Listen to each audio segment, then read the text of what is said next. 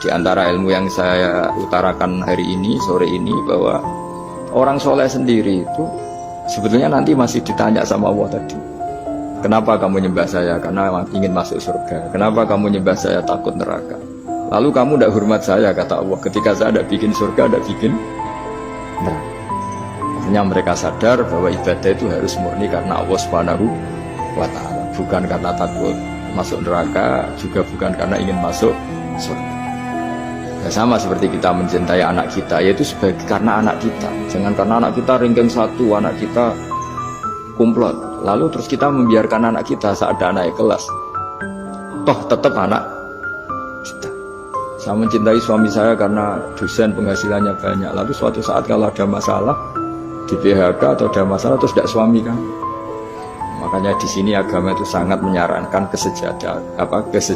Jadi dia suami kita, dia anak kita, apapun kondisinya. Nah kira-kira gitulah, ikhlas itu kira-kira seperti itu. Jadi jangan sampai alasan-alasan yang bersifat materialistik itu yang menjadikan kita mencintai istri karena cantik, mencintai suami karena hasilnya besar. Suatu saat kalau itu berubah, kita akan masalah. Di sini agama menyarankan ikhlas, ikhlas, ikhlas. Makanya semua kitab di khazanah kita dimulai bab niat. Bab niat itu begini. Sehingga ada seorang yang tanya, kenapa ahli surga masuk surga selamanya padahal amalnya paling banter 80 tahun. Tetapi kenapa ahli neraka akhirnya masuk neraka sampai selamanya padahal kalaupun dia bejat hanya 80 tahun.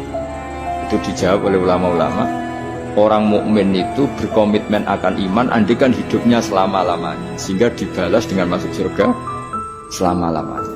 Sementara orang yang fasik, yang berbuat hanya mengumbar nafsu, bayangan dia kalaupun hidup 1000 tahun ya akan begitu terus. Dan dia ketika mati dengan status dia berencana andaikan sehat maksiat terus. Karena punya rencana seperti itu diganjar neraka yang selamanya. Maka saya mohon niat ini juga yang harus mengilhami para rektor, para dosen. Andaikan sudah ada jabat pun tetap berkomitmen pada institusinya, pada yayasannya. Jangan kalau jabat serius, sekali tidak jabat malah ganggu. Itu nggak boleh. Harus.